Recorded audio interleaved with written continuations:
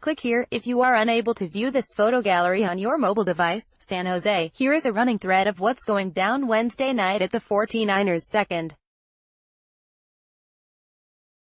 annual State of the Franchise address, being held amid 2,000 rowdy fans at the California Theater. The two-hour affair ended without an appearance by Jimmy Garoppolo, who had a previous commitment.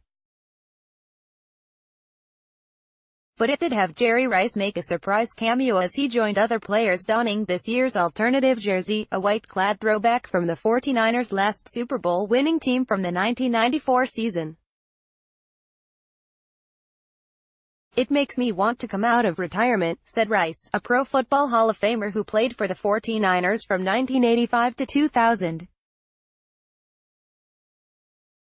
Rice still loves the spotlight, and before he left the stage, he reminded everyone of his NFL records: 22,895 receiving yards, 208 touchdowns. Then, he added, "Joe Montana, Steve Young, I put both of those guys in the Hall of Fame." Left tackle Joe Staley loved the 1994 look while admitting he wasn't on the 49ers bandwagon back then. "No, I was growing up in Michigan at the time, so I was watching the Lions and Pittsburgh Steelers," said Staley, who was 10 during the '94 season.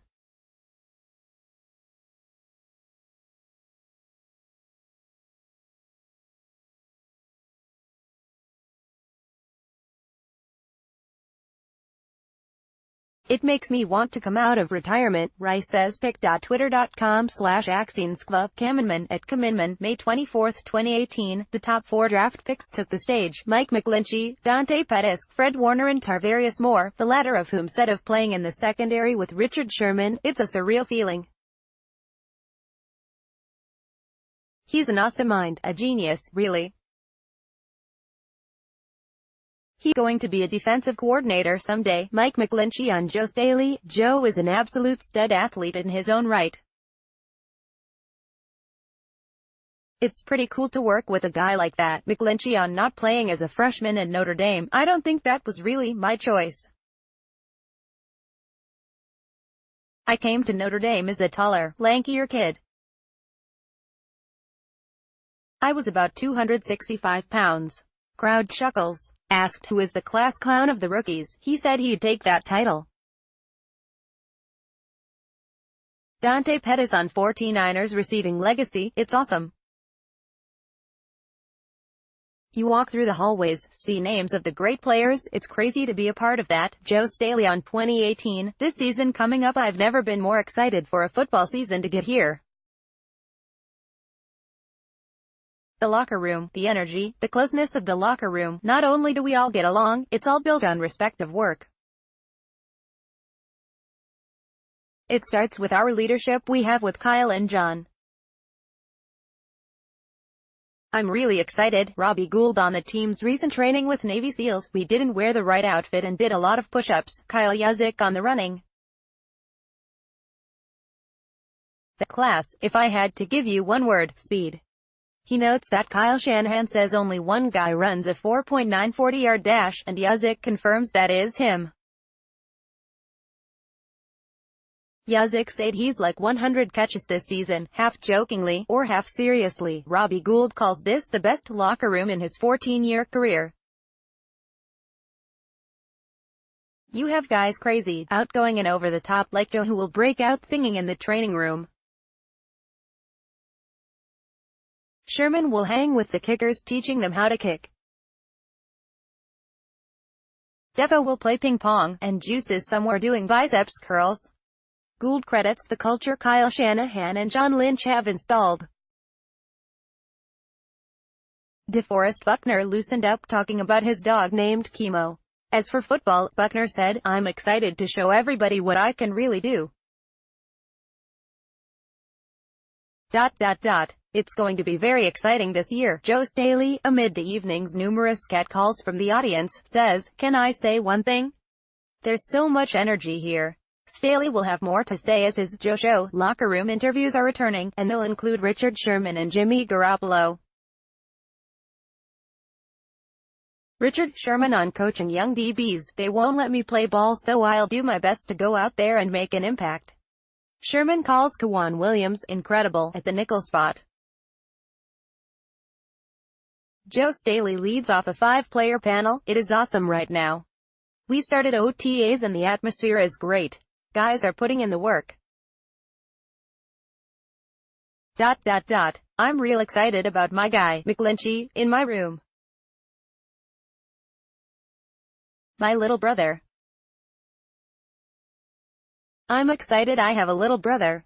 Also on the panel, Richard Sherman, DeForest Buckner, Robbie Gould and Kyle Yuzik. Defensive coordinator Robert Saleh, citing player's second year in his system, says of 2018, what you should see is a much faster and more violent product. On what it will take to dethrone the NFC West champion Rams, Kyle Shanahan said, everyone knows already. You saw our last 5 games.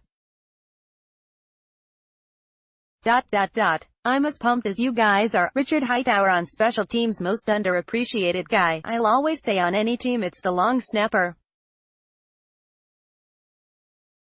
You never notice him until something goes wrong. We're fortunate our guy, Kyle Nelson, is pretty good. Saleh on Richard Sherman, if there's anyone I'd expect to come back from what he's gone through, it's Sherm. He's an animal. If people only knew what he's played through, they'd understand it. There's no doubt in our mind he'll be able to come back. Saleh on Solomon Thomas. Sully goes through what a lot of rookies do, lot of bumps. He's much more comfortable in the system in year 2. We're expecting him to get better. Sully has a tremendous gift athletically, he's tremendously smart and the production will come with a player of his caliber. Special teams coordinator Richard Hightower on second-round pick Dante Pettis. He was a great college returner.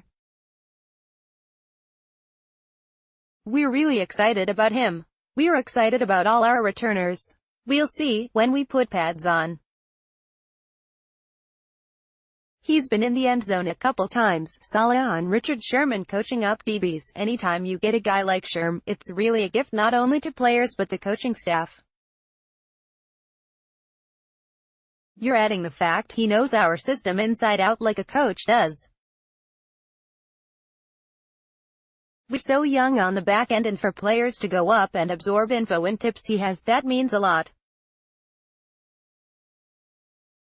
It's a gift to everybody. John Lynch on Jerick McKinnon. When a guy's nickname is Jet, it explains who he is.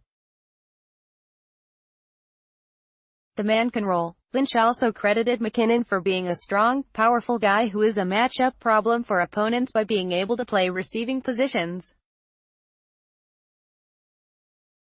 Kyle Shanahan noted how an expensive investment in McKinnon is paying off, saying, what I've been so happy with Jet this month, he's tied for hardest worker in the building, with 20 others, on 0-9 start. John Lynch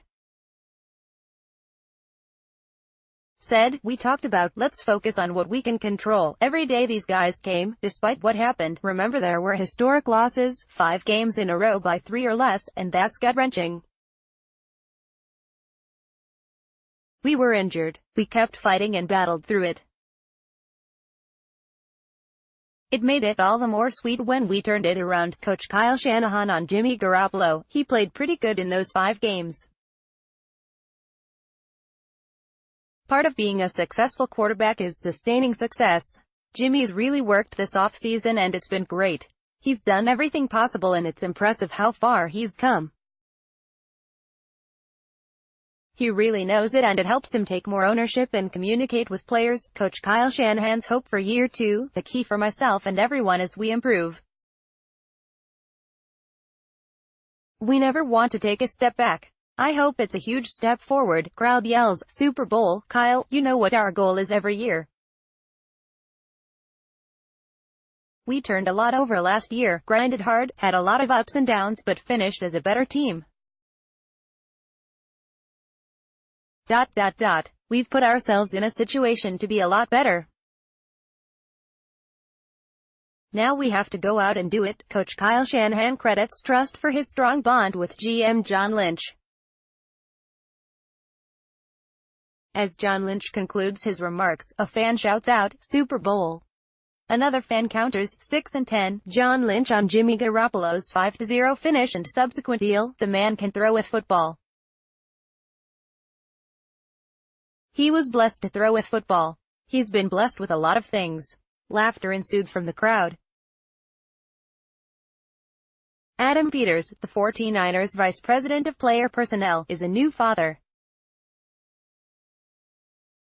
On the draft class, he said, "They're really athletic, much faster.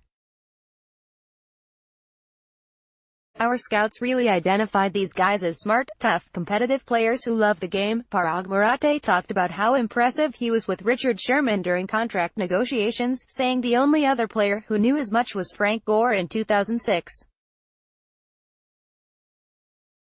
John Lynch talked about how at one stalemate during the deal, Sherman's soon-to-be wife Ashley suggested an idea that solved the issue. Levi's Stadium changes, more signage drawing on the 49ers' storied past, at a cost of over $10 million. Guido apologizes for the first year of parking and transportation issues, and claims the 49ers are in the top 5 for exiting a stadium, as well as in fan satisfaction. The multi-use development next door should enhance the game day experience in future years, once it's completed and started. Levy Restaurants, the best in the business, has been hired to help reverse fans' dissatisfaction over food and beverage. Andy Lansing of Levy Restaurants warms up the crowd by saying 49ers legacy is second to none.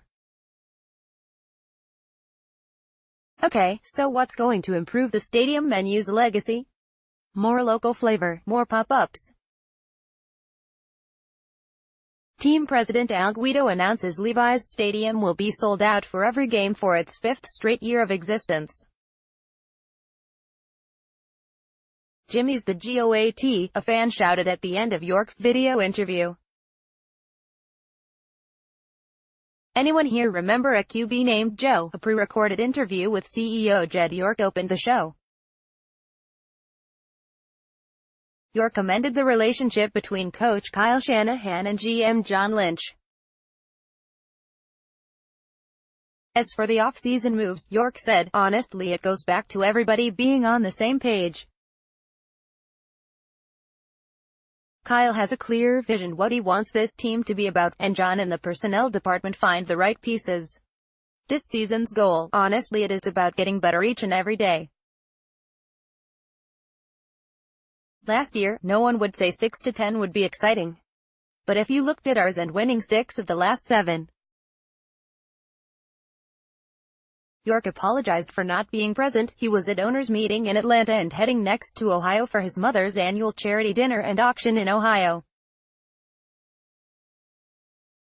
About 2,000 fans packed in and celebrated with applause when it was mentioned that Reuben Foster should rejoin the team Thursday. A few hours earlier, his domestic violence charge was dismissed in Santa Clara County Superior Court. Team mascot Sourdough Sam warmed up the crowd by spitting into the mic.